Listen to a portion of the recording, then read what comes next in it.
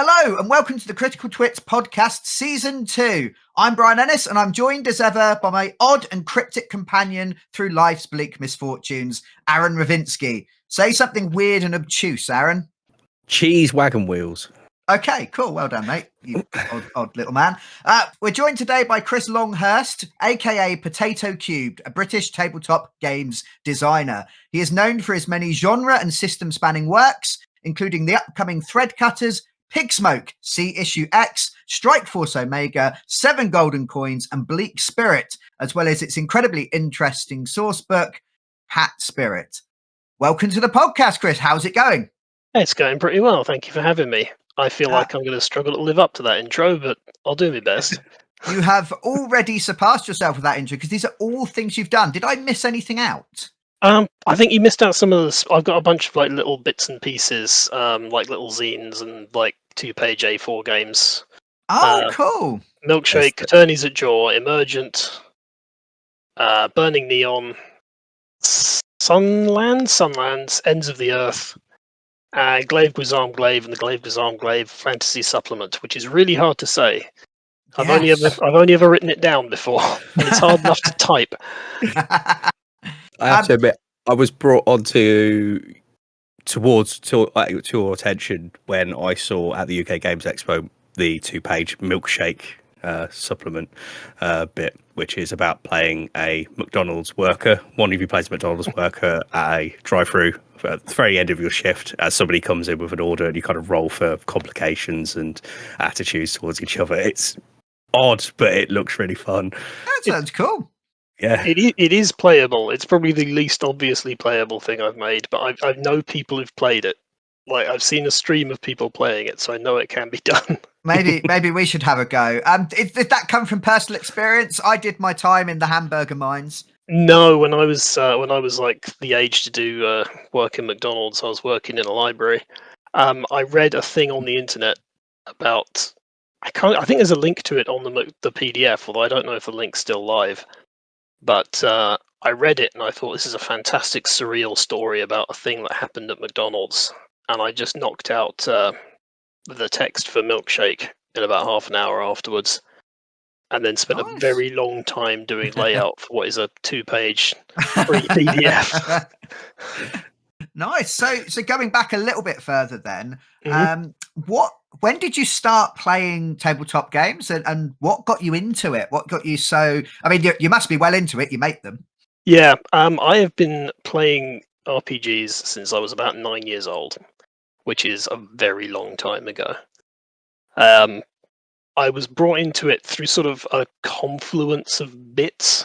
I was really into the fighting fantasy books when I was a kid. Yeah, loved those. And that got me into, at the same time, it's 1989, I think, same time, Dungeoneer came out for your Advanced Fighting Fantasy, which turned into a role-playing game. And me and my friends played that. And also, that was the Milton Bradley Games Workshop Hero Quest. That came out as well. That got me into that. But that got me to Games Workshop, and I discovered pretty quickly that I don't like painting miniatures. So I gravitated from there to Warhammer Fantasy Roleplay, which was all the atmosphere, but none of the cursed brush wielding. So that was how I got started. And then there was also the thing, my dad makes model aeroplanes like out of balsa wood, like these detailed models that fly around. They're really quite impressive. And he used to buy his stuff at a place called the Model Shop, and they had a section of RPGs just off on the side. So while he was in the model shop chatting to the guy behind the counter about wood, I would browse the RPGs and occasionally buy one, like when I had enough pocket money. And that got me into Werewolf, GURPS, Shadowrun, like all kinds of stuff. I didn't start playing D&D until I was like a teenager, so many years after all this happened. Yeah.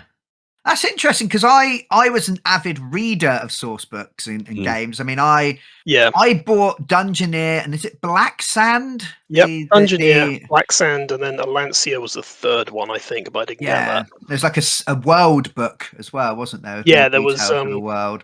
Titan, I think it was the world That's book. it. And Yeah. then there was Out of the Pit that had all the monsters in it. I don't think I ever saw. There's a couple of those I didn't get, but I used to read them on my own and dream of having enough friends to play the game. You mentioned playing in a library. I tried to play in the school library, and we got kicked out because we were playing dice games, and left to be beaten up by the other children, thus proving that the British schooling system is broken. When I was a teenager, I invented a dice game, a pro wrestling dice game that I was playing with my friends, and we got kicked out of so many places around the school where we would play at lunchtimes because the teachers just saw dice and thought you're gambling. Yeah, like, no, we're not. So yeah, we just had to find quiet corners where we could play. Nice. So I mean, I feel we're all of a similar era. I've seen Aaron nodding and smiling along.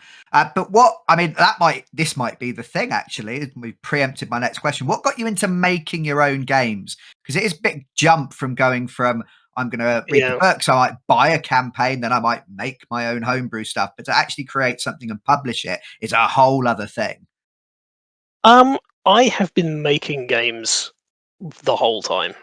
Like, I used to say that, before there was Vampire the Masquerade, there was Pig, because I would sit down with my brother, who was younger than me, when we were small children, and I had this stuffed pig, and he and the pig would go on adventures, and I would effectively be the GM telling the story, and he would tell me what he did, and then I'd bop in with the pig.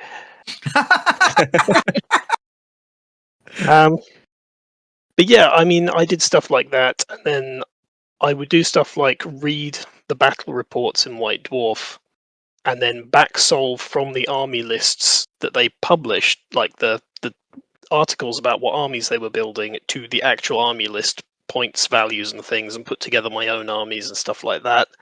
I read the less famous series of R.A. Salvatore books set in the Forgotten Realms, with Cadderley the Priest and Danica the Monk, Cleric Quintet, that's what it was called. And there was a big battle scene in that, and I invented this kind of board game with all these creatures that had been named in the books, and you could put them on a bit of paper and move them around. So it's like I just make games. It's a terrible compulsion. I can't stop. I like it. The other thing that jumped out to me, I will let you speak, Aaron, I promise. No. The thing that jumped, actually, Aaron, you made a really good comment, and then I was like, oh yeah, about the variety of Chris's games. Yeah, as I was flicking through, I noticed that you don't seem to stick to a system. You like to try different systems out, and from a personal perspective, that makes it much more interesting for me, because it means the system's more tied into the theming and the setting than like trying to force something in. And I was just interested, was there a reason for it, or was it just coincidence? I hate doing things twice is the reason for it. But I mean, also there is the thing, like, I'll come up with an idea for a game and I will think, what system would run the basics of this that I can then tweak to make it fit properly. But ultimately, I just can't stand doing the same thing twice. By the time I'm done with a project, I just want to draw a line under it and then go do something else. Yeah. Like, I think I'm nearly sold out of Pigsmoke hard copies now. Like, you'll be able to get them from drive-thru, I think, print on demand, but that's it. I mentioned this to Becky Annison of Black Armada UK Games Expo, and she was like, "Oh, sounds like it's time for a second edition." And it's like, but then I would have to do the game again. Like, there's not going to be a second edition. Like, it's as good as it's going to get, like, right now. It's not as good as it could be, because like 5 minutes after publishing it, someone pointed out I forgot to put rules for helping and hindering in there. But, fine, I'll print like a post-it note you can stick in the back. Official rules. I don't want to go over the game again and make it again and write it again. So, no, I just keep moving on to new things. No, it's a good thing from our perspective, definitely, because we've got systems we toy with and we come back to occasionally and stuff, but we flit around between systems quite a lot. So having a selection of games with different themes that don't stick to the same system is quite appealing from my perspective. Because similarly, I don't like doing too much of the same thing. Yeah. I was gonna say it's really rough from a branding perspective though, because it's like you can't build up a reputation for being, the guy who does PBTA games of various kinds or anything like that. Like I tend to just kind of disappear for 6 months and then come back with something that is completely unlike everything else.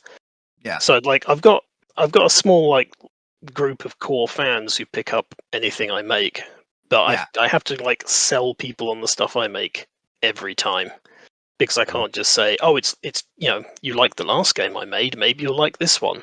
It's like, well, if the last game you liked from me was Attorneys at Jaw, I have no idea if you're going to like the next thing, because it's like Strike Force Omega, which is different in every conceivable respect.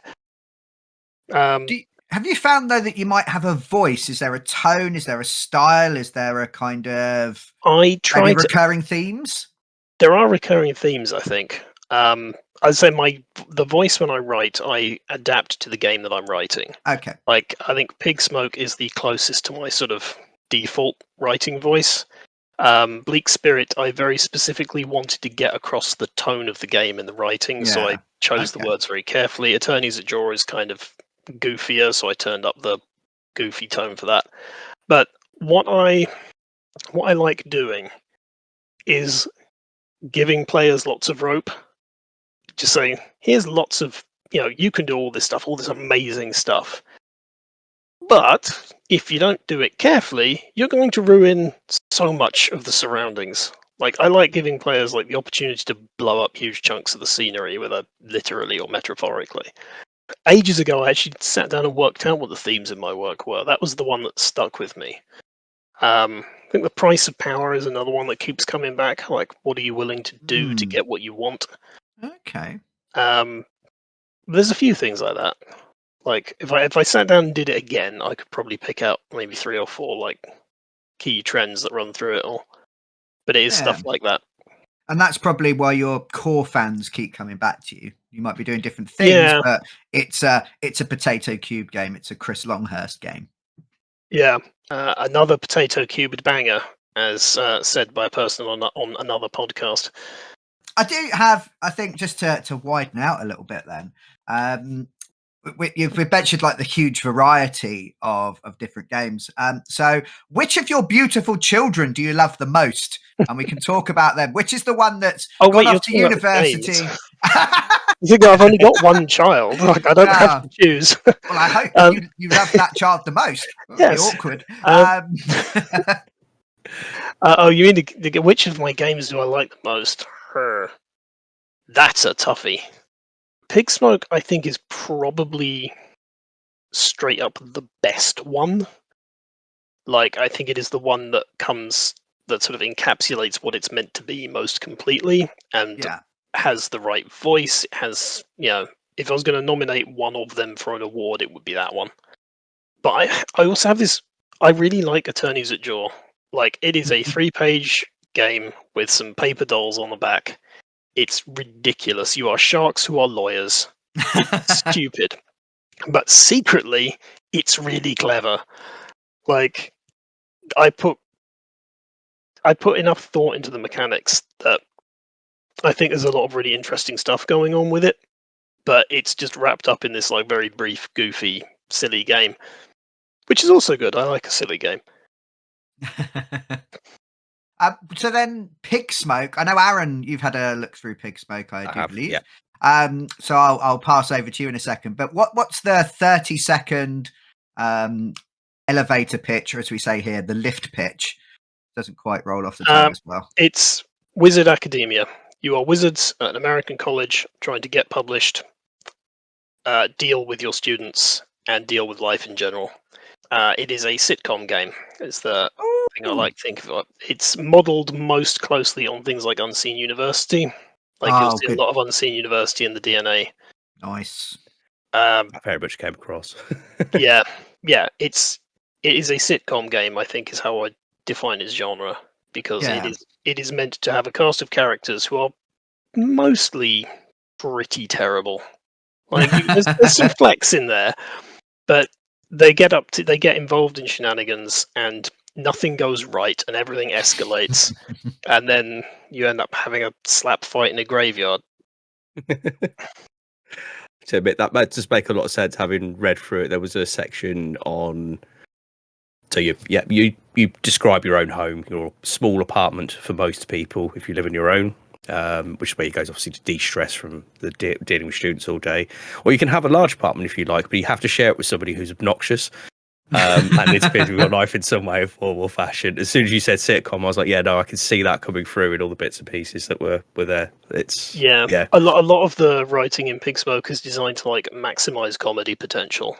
It's like you can have this good thing, you have to attach this thing to it, which is going to set up situations that will make people laugh. Yeah, we spoke briefly at the Games Expo with the people who wrote the team who wrote Flabbergasted. Oh yeah. I can't remember their names, but I met them as well. Which is another sort of comedy game. Yeah, I believe set in the 20s. sort of an alternate 1920s, I think. Yes, yeah. And I said to them that, and I'll ask you the same question and compare. I feel like I've tried writing various bits and pieces, and I find comedy the hardest thing to write. Would you agree? Is there anything that you did to make things funny or to encourage people to be funny at the table? I don't find comedy that difficult to write, but I think with I say that I don't think comedy is very difficult to write, and then I write a bunch of terrible jokes. Like, you see me posting on the internet, none of these things are funny. But I think, a lot of the game design in Pigsmoke, a lot of the moves and such are set up to create situations where I think you can just kind of rely on people's natural tendencies to turn them into jokes. Because, you sit down around this table with your friends, play this game, and you're in the mood for laughs, comedy stuff. That's why you're playing this game. So you present someone with an option on the magic list, which is like, okay, you've rolled, you have to choose, do you get hurt doing this magic? Does it go out of control? Or do you make it someone else's problem? And it's like everyone just gravitates to that one because it's just funnier that way. You'll probably even know, like you think, oh, I've cast a spell, whose problem could it be? And you'll know. You're like, I'm going to hand this directly to this person. And stuff like that. Stuff like there's two moves for socializing, basically. One is for telling people what they want to hear. So you're lying you don't necessarily have to lie to people. It is mostly you're just lying to people in that kind of sitcom fashion where you just say whatever to get them to do what you want. And the other one is yelling at them. It's like, you cannot just normally ask someone for a favor. That is a special move one of the playbooks has, is just to be able to go up to someone and say, hey, do me a favor. Being able to interact like a normal human being is not on the cards here. And that's relatable. Let's segue into a completely different game there. I spent a couple of years working on a game that was meant to emulate Stardew Valley and talking to people and trying to create a game based around normal human interaction was the hardest thing I've ever done. And it was terrible. It was awful. So I'm never going to look at that again. But back to Pigsmoke. It's specifically designed to make you sort of, if you want to engage with the rules of the game, then you have to do sitcom type stuff. And then when you do, it encourages you to keep that ball rolling, to just make trouble or just put off some consequences so they can come back and get you later, that kind of thing. Yeah, no, that sounds really interesting. Aaron, sorry, any more to add? My natural instinct is to dominate and take control, and I'm terrible. You're welcome to interject with slightly pointless questions. No, I just wondered, have you tried playing it, or do you know of anybody who's played it who's actually in academia? Because that's our intention, having some experience of it. But I know academics have played it. The normal response when I show it to academics is they either think it is the greatest thing they've ever seen, or they go, "Oh God, it's too real," and just vanish in a cloud of dust. I have to admit, I looked at it. There's Jamie, who Secret Jamie, actually, I should say, because he's often behind the camera for things, has very strong experience of it. So I I looked at it and went, I feel like he'd enjoy like running this game because he could be all the students that he's ever had to deal with and all the other bits and pieces. Yeah. I used to be a teacher, and I work for a university, but not directly with students of the university, but with students of schools outside. And I think I could make myself laugh endlessly by bringing some of those kids back into mine. Yeah, I mean, as well, I suppose with that though, it sounds like there's elements like a workplace comedy. Well, Yeah, and those yeah, rivalries. That's very yeah, relatable to anyone. yeah. You immediately jump ship to yet another game. This one's not one of mine. Do you remember Exalted the Sidereals from ages ago? No. See, do you know Exalted at all? Like, the base game of Exalted is like kung fu demigods in a world gone bad. Yes, it rings a very distant bell. Yeah, the Sidereal Exalted are like these like celestial bureaucrats and masters of martial arts, and there's only 100 of them, I think.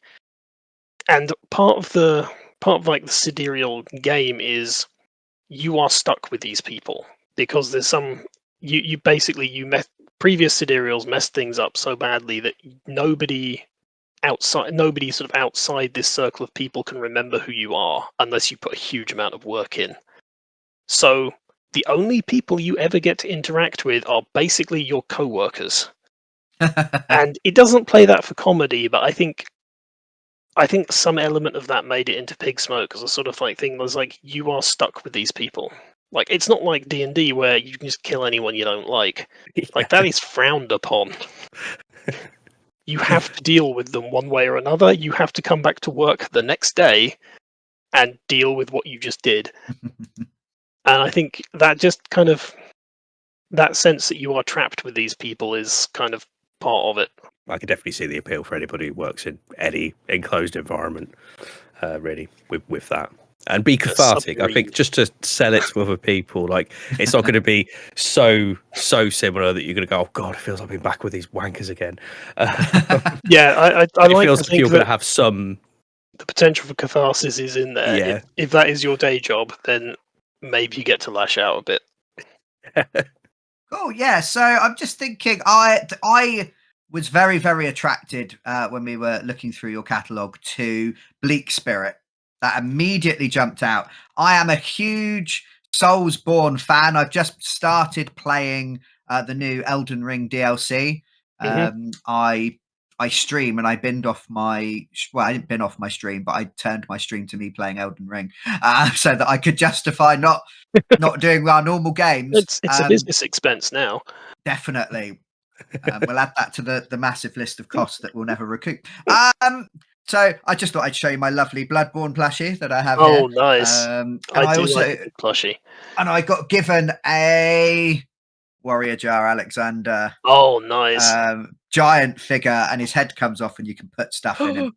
But my cats are far too attracted to him, so he's been kind of nailed in place in an inaccessible location. But I really liked the idea of it's a storytelling game.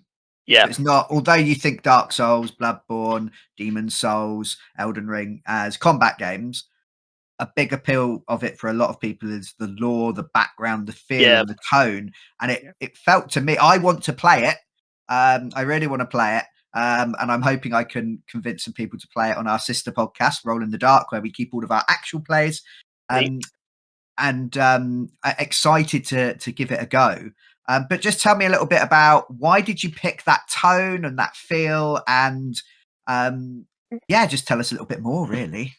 I can't remember why I decided to make a Dark Souls game. I think I was playing Dark Souls 3, and I thought, as I was playing it, and I thought, if I was going to write this as a game, how would I capture this? Because what I wanted was a way to capture the feeling. Like, I think right near the start of Dark Souls 3, you wander through like a fog gate somewhere, and you're on the ramparts of this castle. And there's undead around the place, whatever. But there are undead that are turning into trees. I was like, what the hell?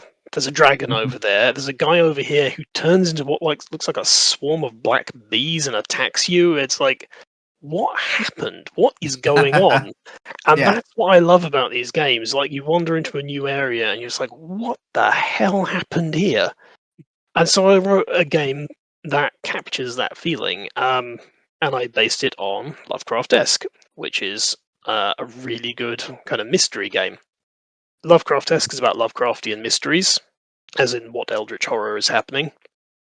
But I basically retuned it to be more like Soulsborne stuff. Because it's still a mystery, it's still a question of what's happening, like, what is the law? But, yeah, it's still a question. So you can use the same basic game structure to answer that question. Because I love the sort of blind committee way that Lovecraft-esque uses to create its answers to questions, where nobody knows the answer until the very end, and then somebody knows. Yeah, we've been playing Brindlewood Bay, where old ladies solve Lovecraftian mysteries.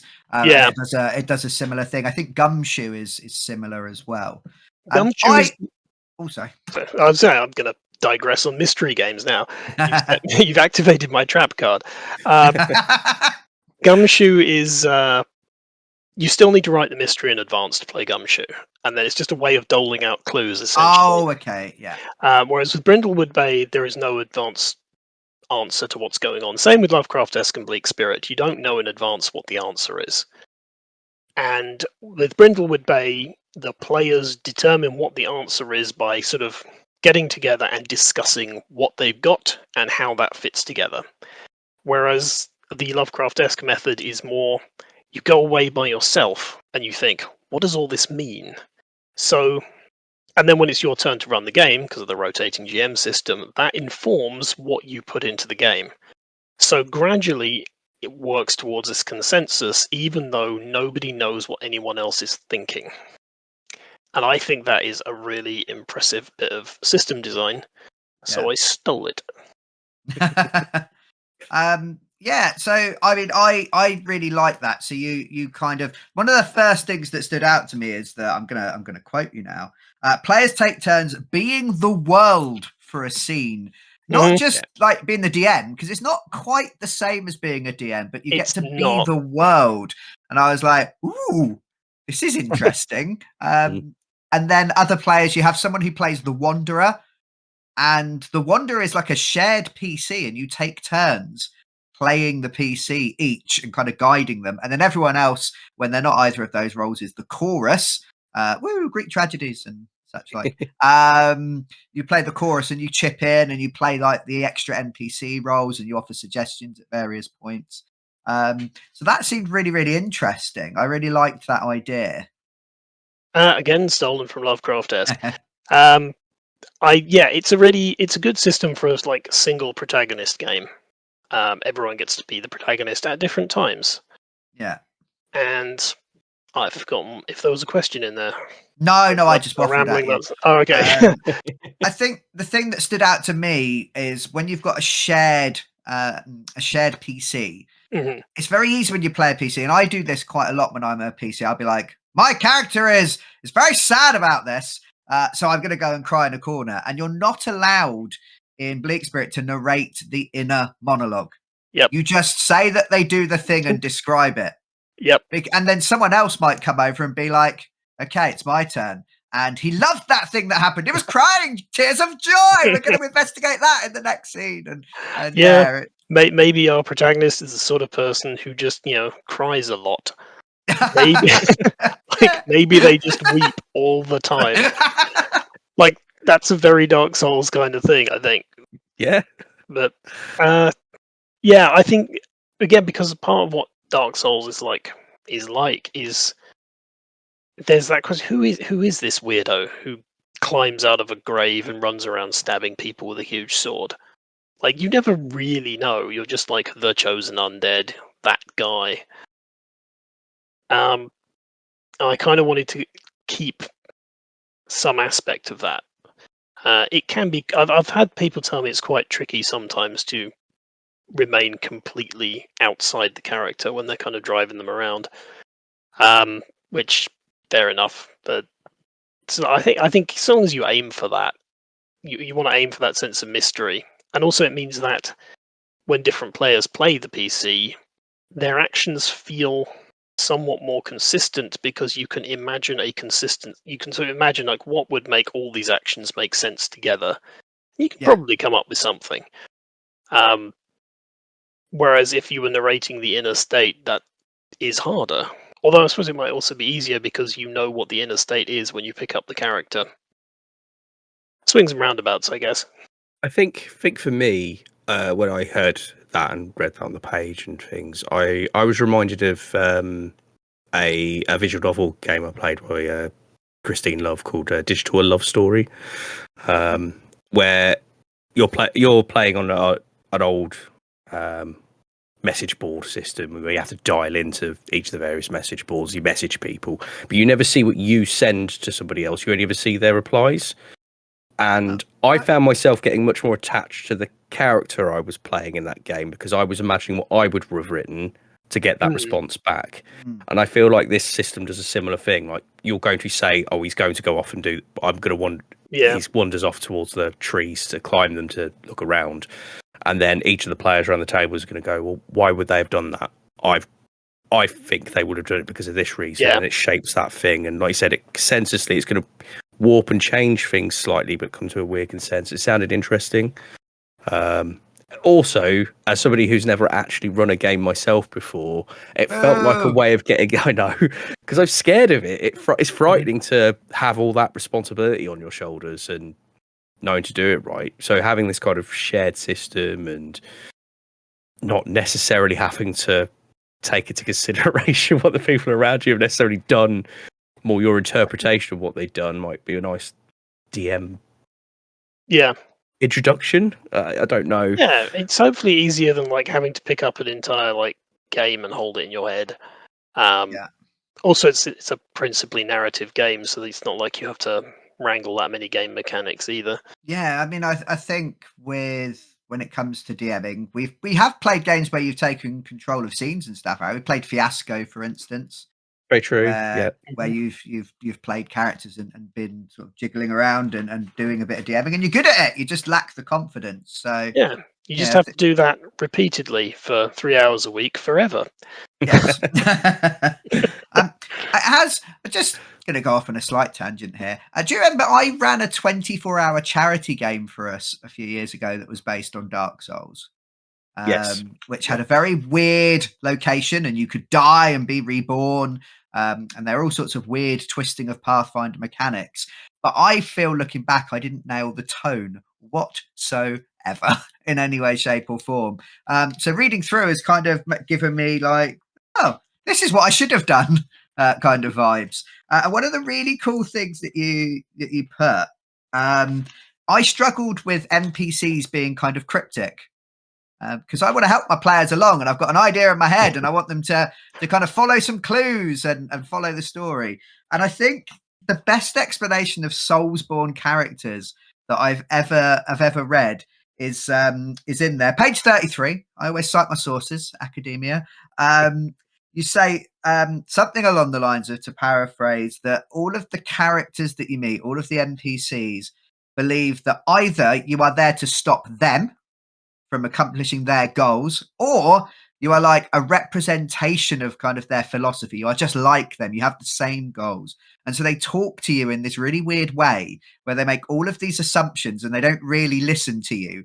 And they're not allowed to give a direct answer to a direct question. And I was like, this sounds A, so fun, and B, just like, it just made all these characters make sense in my mind. I don't even remember writing that, but I do remember thinking about it. I remember thinking, how do you best encapsulate Soulsborne NPCs like that? Yeah. I'll tell you what, though, since Bleak Spirit came out, the best Soulsborne NPC game that I've encountered is Grant Howitt's Fucked Up Little Man. Oh, okay, yeah. That nails the vibe so well, it makes me so angry. He's just skewered it so perfectly. We interviewed him at the Games Expo. Check the YouTube channel out. So Yes, that sounds good. Have to check that out. But Bleak Spirit looks really, really appealing. Looks really, really interesting.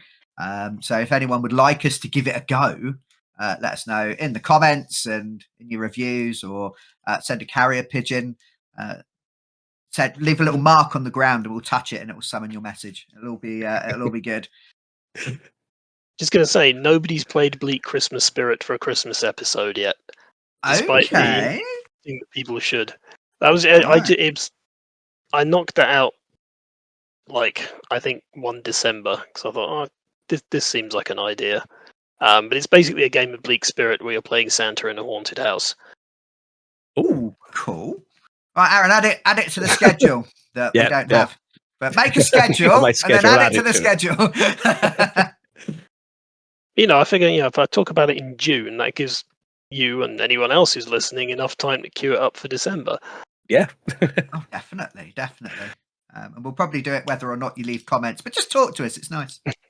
Well, so you've got a new game in development, which you've very kindly shared as a little sneak peek of. Mm-hmm. Would you like to tell us about it? Or tell the audience about it, really, because we know. The game is called Threadcutters.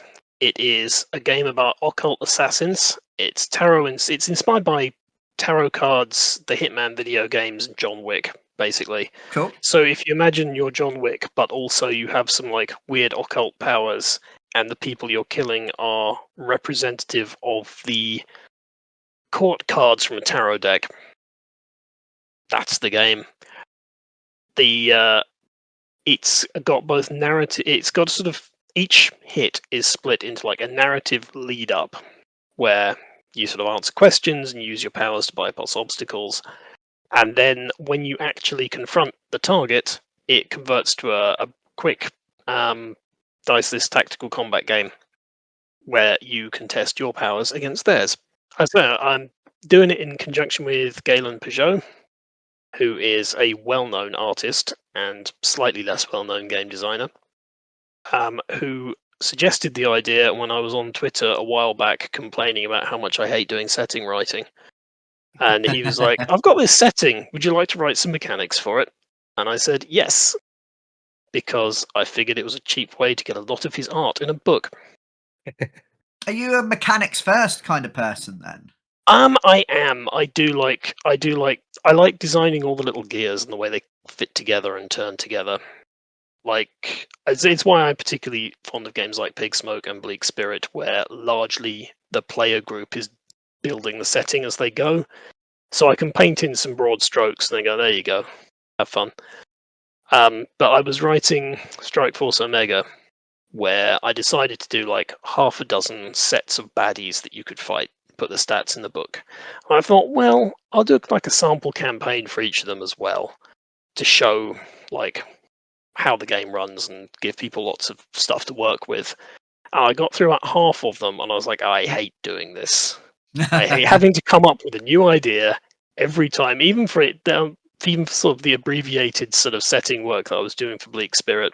Not Bleak Spirit, Strike Force Omega. Yeah, doing 6 of them just annoyed me.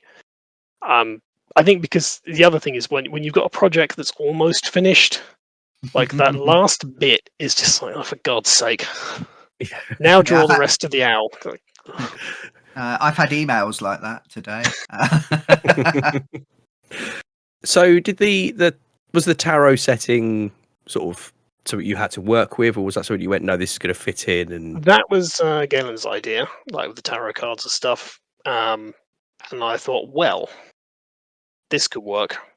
And then Galen suggested using a version of Lumen, like I think I used base Lumen as the basis for Strike Force Omega, and then Galen suggested using a slightly different version as the basis for Threadcutters. So I was like, okay, take a look at this, play it, then hack it to pieces and use the twitching parts to build a new game. Because I figure if you're going to have a game that's inspired by tarot, you have to have tarot cards in it. You can't just then play it with dice or something. Yeah. So I sort of wedged in some tarot cards and some other bits and pieces. Yeah, I like all sorts of. I've got a million shiny click clacks in a box just over there, but I do like a game where you're using cards or coins or animal bones that you rustled up from the side of a highway, whatever it may be. Like I don't know, it just gives things a unique feel after. Yeah, And I suppose as a designer, statistically, it completely changes things. You're not working in multiples it of does. 6 Yeah, or 10 or 20. yeah. When you're dealing with cards, as far as I'm concerned, the big thing with cards is they come back around or they don't. Like Yeah. if you take a card and put it in a discard pile, you know that isn't coming back. Whereas if you put it on the bottom of the deck, you know it is coming back, and you can work that like I did in C issue X. Segue. Like that actually uses the fact that the cards are always coming back to create that sort of effect of comic book backstory, where the same people keep showing up over and over, even when it stops making sense that they should, because you're using a deck of cards and the same cards are going to keep coming up. So I really like playing cards as a design element. Yeah. I just really like them. Going back to Grant Howitt, I played Unbound a while back, and I love the way it uses a deck of cards as like hit points and stuff. That's where I got the idea of C issue X, where you write on the cards and then they come back. But in Unbound, because you have a full deck of 52, and quite a lot of the time they're going to get knocked off as attack damage, and you only write on a few of them, so you don't often see the stuff coming back. So for C issue X, I just condensed all that. You know, if there's a card in your deck, it's probably got something written on it. So there's always stuff coming back. My one problem with playing cards is virtual tabletops, because none of them do playing cards properly. Not one. There might be a Foundry module that does them properly, because there's a Foundry module for everything. But Roll20 is terrible for playing cards. Oh yeah. I'm going to struggle to name another one. Tabletop Simulator does cards really well, but it doesn't do anything else that you need for a role-playing game. Yes, we recorded the new Grant Howitt and Chris Taylor RPG Hollows that's on Backer Kit on Tabletop Simulator, and they've made a really nice module. Oh, nice. And it's really shiny, but it's still Tabletop Simulator, and I still threw my dice off the screen and couldn't find where it went. All sorts of different things. I like TTS for a lot of things. Like during the pandemic, I used it to play board games that my parents like to keep on family That's game cool. night going. But yeah, I like it, but it has flaws. So the hit at the end where you have the fight with the face card on the deck thing sounds really interesting as a concept. Maybe would you want to talk us through that a little bit? And the hit at the end, the showdown is what it's called, where you confront the target of the hit. It's straightforward. It's a little 6x6 grid, mostly. Targets on the grid, players are on the grid. Sometimes there's terrain, sometimes there isn't. And each player takes a turn. Then after each player takes a turn, the target gets to do something.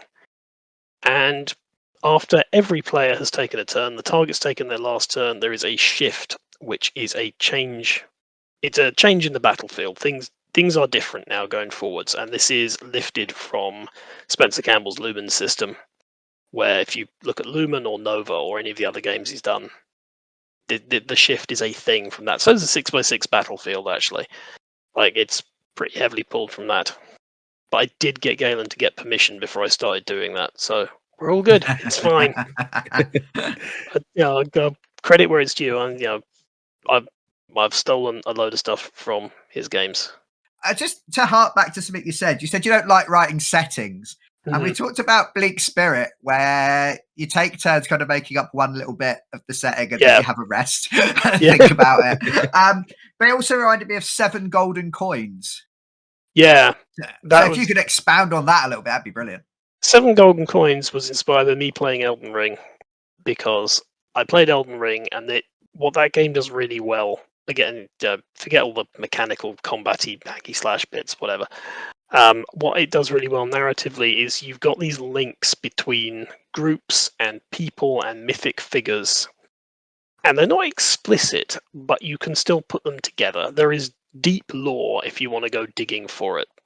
And again, I was playing this and I thought, how would I do this in a game without having to write 100% of the deep lore before we started. So I came up with this thing where it goes backwards. You start with like the surface lore, and then as you discover more, you can roll on a little table and it'll say, okay, this mythic figure here was secretly in charge of this faction here. And or you can roll a new faction to go in there, and as the lore gets deeper, it gets weirder. Like you just get an extra on the dice roll, so you're more likely to roll some bizarre combination of things.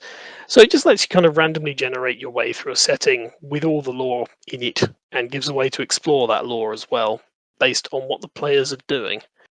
Sounds cool, and it's system agnostic, so it's Yeah, the setting. You can apply it any way It you like. Yeah, it broadly assumes like a fantasy setting, like because it's inspired by Elden Ring, which is a fantasy setting. Like if you tried to use it with like Worlds Without Number or something, you'd probably have a problem. Actually, you might not. Maybe you could in fact, you almost certainly could. Now I think about it, because you could. Yeah, go on, someone try that.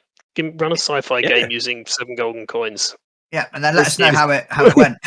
Yeah, let us know I was how looking it fell through. There's apart definitely where. naming conventions in there that those on their own, I think, would fit pretty much any setting. To be honest, depending on how you roll, I suppose. I didn't want to come up with a whole bunch of like names for Elden Ring type stuff. So it's like, okay, first name is a noun, second name is like a polysyllabic collision of words, and so you get something like River Vespixel Tix or something like that. It's like, and then you give them a title, Queen of Stonework, and then you get to work out what the hell that means. You give them the Possibly weird name nothing. first. Yeah, you give them the weird name first. I like that. Yeah, that's cool. I quite like the idea of that. And I think a lot of what you've mentioned across like a couple of the games now is that idea of restrictions. So if you say to me, I like to write fiction, and you go, write a story, and I go, I could write anything. But if you say, write a story that has to be about this, or it has to be in this perspective, or you can't use adverbs, then suddenly your brain starts sparking. Yeah, restrictions breed creativity. And I think give you a starting point. That idea as well of where you're having an effect on the world. So even if you're playing, I don't know, Dungeons and Dragons, biggest game in the world, lots of source books, I think most players like making their own backstory. Aaron, do you like making your own backstory for your characters and all their friends and family and what they've done? I like it as we're playing along in a game and something pops up and I can interject something I've literally just thought of that fits with my character's history or relation to that area and stuff. Yeah, it's the fun part of role playing, isn't it? It's part of it, yeah. I like that part of like playing games where you can just sort of say to someone, okay, you arrive in a new town, and you can just pick someone and go, who do you know here? Yeah. And then if you want to get pointed with it, stuff like, why do they not like you anymore? Where did you hide the money you stole from? Yes. Yeah. I think my very first product as like certain death games was Plague of Storms, which is a sort of adventure for Dungeon World, kind of. It's a bunch of stuff you could use as a framework to run a campaign in Dungeon World, because Dungeon World is a lot more flexible in terms of where the players go than D&D is. So rather than write an adventure path, it's just like, here's a load of stuff. Put some of it in front of the characters. There you go. And I think a lot of it is kind of like that. It's like you come to a place, but there's a flood going. So how is it? Has it been flooded since you were here last? If not, what other bad thing has happened? That kind of thing. And I like building that kind of thing into games. Because I find this fascinating. I've just started writing. Morkborg stuff, expansions, and playtesting some characters now. And I have a vague dream, maybe, of one day publishing like a little Morkborg zine, putting it out into the world. And I'm just wondering, what is your experience as like a one-man band, a kind of almost like as a micro publisher, but where everything is on you and running essentially a small business, big business? Yeah, it is. It's a small business. I think, what is the experience? The experience is I did not get into this to run a small business. Is the thing. I think this. I've seen other companies that kind of collapsed under that weight or are in the process of collapsing under it because you start with somebody who just wants to make stuff and they think, oh, I could sell this stuff. And then it becomes more about the selling of the stuff than the making because it kind of has to if you want to be successful that way. Yeah. I think what I have found works out for me is I have a day job. It's a day job I like. It's not particularly demanding. It doesn't leave me like stressed and knackered or anything like that. Yeah. And that means that I don't have to worry too much about the business side of my little publishing business. So long as it's making a profit over time, we're all good. Yeah. Because I don't depend on it for money. I don't depend on it for income. Nobody else depends on it. So I don't have to worry about what the market's doing. I don't have to worry too much that I am incredibly unmarketable just generally. Like my approach to making games is the opposite of what it is supposed to be successful. Have you not considered just making endless 5th edition D&D source books? If I considered it, I could not bring myself to do so. I think the other thing, I did consider turning Plague of Storms into a 5th edition thing to make some money, but then you lose your IP if you put it on the DM's Guild. So then I didn't. And also, I can't do it. Oh God, I hate that game so much. I mean, I play it on a Monday because I like the people I'm playing it with. Yeah. So I put up with the game, but it's so badly designed. I hate it. It's just the epitome of. It's hugely popular and it does not deserve to be. There are so many better games that people could be playing. Like I struggled to find good bits with it. Like I can tell you some good bits about D&D, but I can't stand that it's as popular as it is. It's funny because it's we're not that dissimilar. Like we've enjoyed Pathfinder in the past, but it's a bit overly clunky. Pathfinder's better than D&D is, but we're in a similar process. And I hear a lot of people talking about the stuff they really enjoy with D&D, and it's the stuff they create and they do with it and they adjust that's actually the interesting bits, not the system itself. The best analogy I've heard, which is from a Discord I'm in, is that it might even been on someone in that. Whatever, I heard it somewhere on the internet. Is that D&D is an empty cardboard box.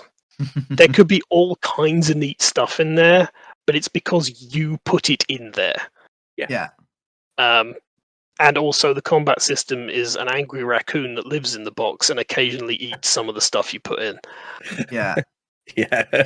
Yeah, that kind of they talk a little bit about sort of story games versus crunch games. I feel sometimes I haven't played a lot of fifth edition D&D, unless you count Baldur's Gate 3, which does all the maths for me.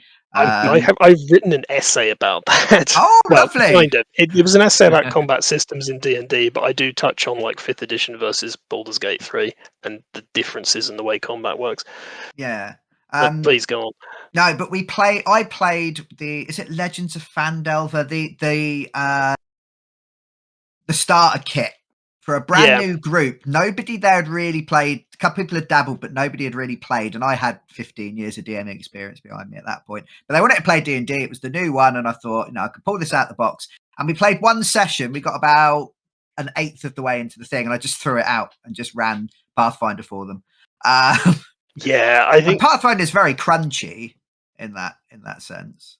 D&D is simultaneously very crunchy and not. So from a player point of view, one of the big advantages of Dungeons and Dragons 5th edition is from a player point of view, it's really easy.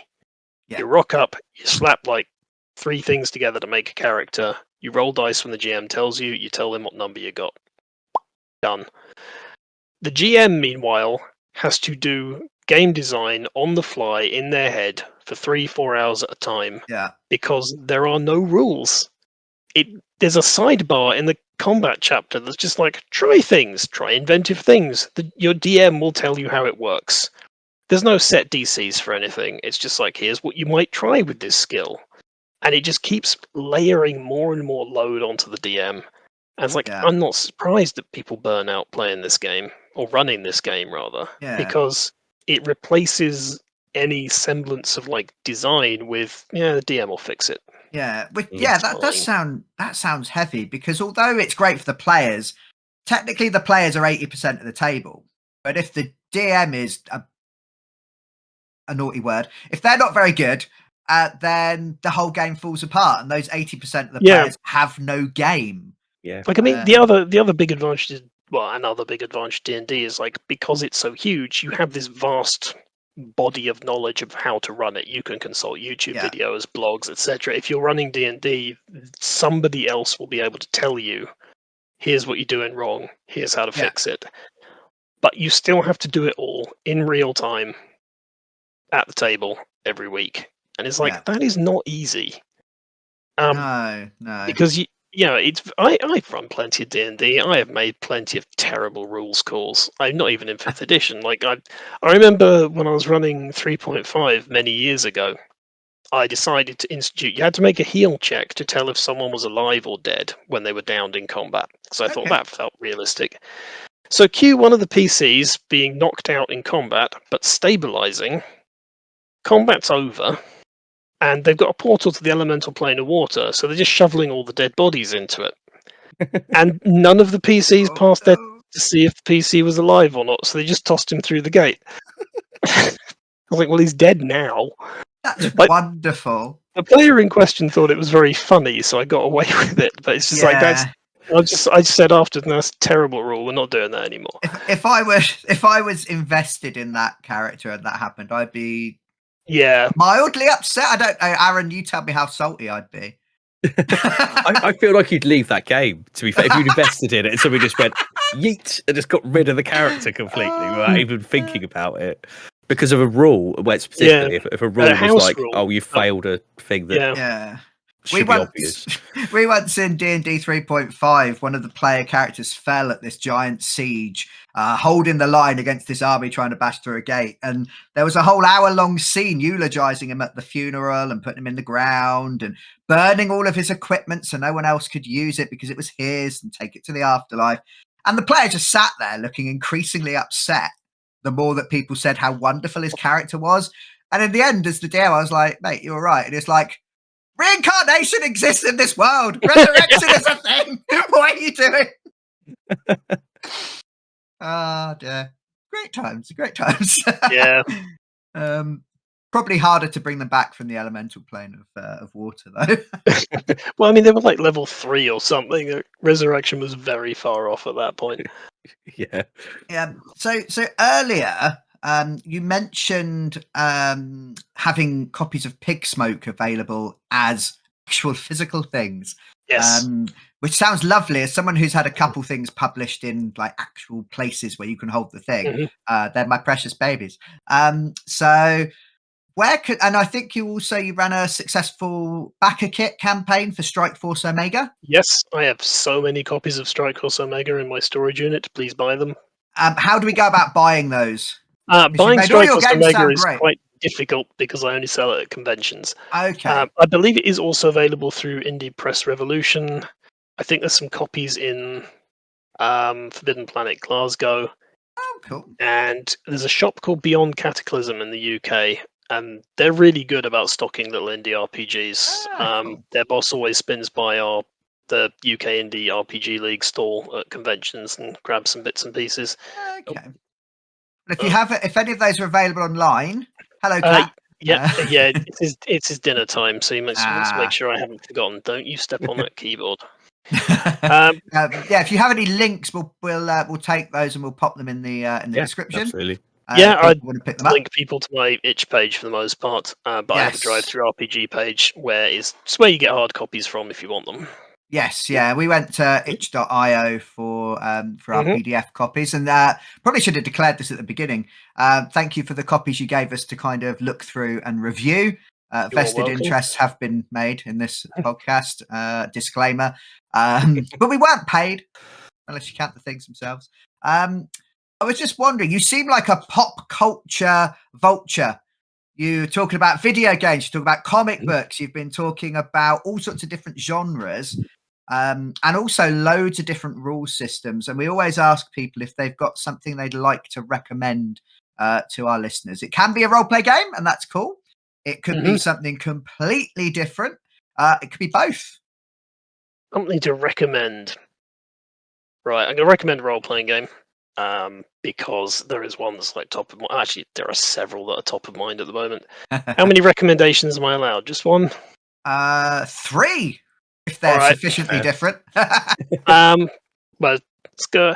Well, I'll start with the first one. It's a role-playing game called Detect or Die, which is about playing the shards of an amnesiac detective's shattered mind. You have a case to solve and an identity to recover. Go to it. That sounds very much like Disco Elysium. That's what it's based. Yeah, the it's game. heavily influenced by Disco Elysium.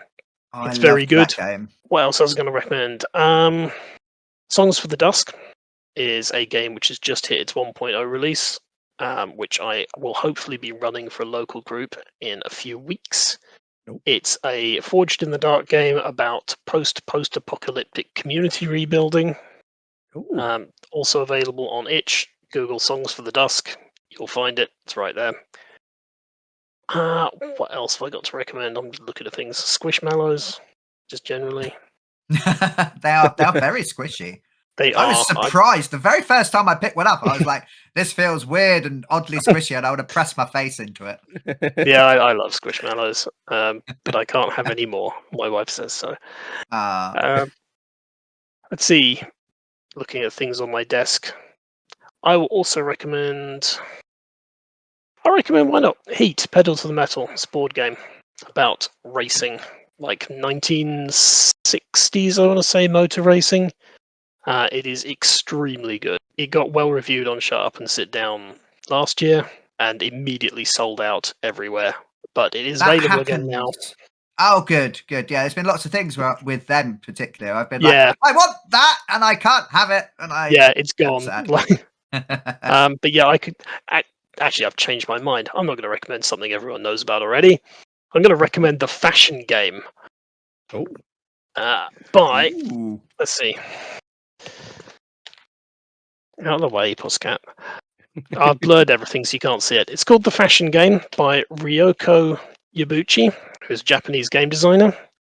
You have to order it from Japan, but that's okay because it's not very expensive and neither is shipping from Japan, unlike shipping from the United States, for example. Yep. Basically, you get 6 sort of themes, which you are randomly selected one of. Each player gets one at random.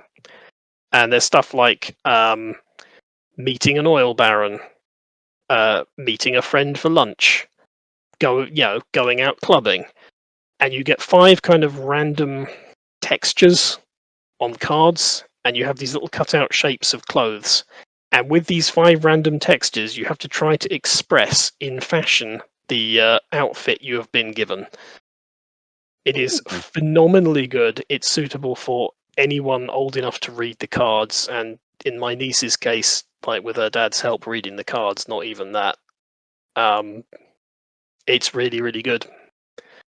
And I think it is... I like to recommend things people might otherwise not have heard of. Yeah, that's really cool. Very different, very interesting. Yeah, it's a really neat game. It sounds like Aaron's kind of thing in its being different and Japanese. The most Japanese thing in it is there's a little cat token in the box, a little wooden cat meeple. The thing is, there's no reason for it to be there. It's just like the designer thought it'd be cute to put one in, so there it is. I've bought a random cat miniature from the UK Games Expo every year I've been. Cool, brilliant. So where can we, the Critical Twids larger community, where can we find you online? Where should we go if we want to buy all your things? If you want to buy all my things, the best place to do it, I think, is potatocubed.itch.io. That is where you get PDFs of everything I make. I exist on DriveThruRPG as well as Certain Death Publishing, if you want hard copies of things. But if you want PDFs, I get a bigger cut if you buy them off itch, so please buy them there. I am on exactly one social media site. It's Blue Sky. I'm Potatocubed there. I'm Potatocubed a few other places as well, I think. But the only the only one I really use is Blue Sky these days. I have no idea what that is. It's Aaron, Twitter equivalent. Yeah, I was gonna say, it's the better Twitter. I think somebody's described Yeah, it I'd to say me as. equivalent is maybe the wrong word to use there, but Yeah. it's where a bunch of people who didn't want to be on Twitter anymore jumped to because it's quite similar. Add doing one of those to the schedule, but put your name next to it, Aaron. Yeah, So I'll have a look at being. You have a Blue Blue Sky account. Sky. I'm pretty certain I'm following it. That'll be don't- Critical JB behind the scenes making us Sorry. things that us poor plebs who work for him don't know about. Brilliant. So if there's any games or anything that's been mentioned that people would like to see us go into more detail in, maybe play, especially if you want us to play it, let us know. Comments. hello@criticaltwits.gmail.com, I do believe is our email. Let us know, and then we can bully Chris into coming back and running games for us and being our friend. No, brilliant. Thank you very much for giving us your time. We really appreciate it. And there's been loads and loads of cool stuff that's come up that I'm now going to go away and force people to play with me. Yeah.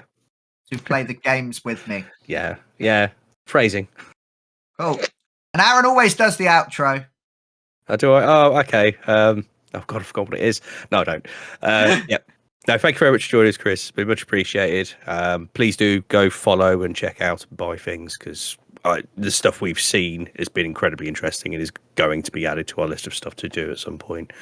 But yeah, thank you very much. And we will see you all soon, I hope. So soon.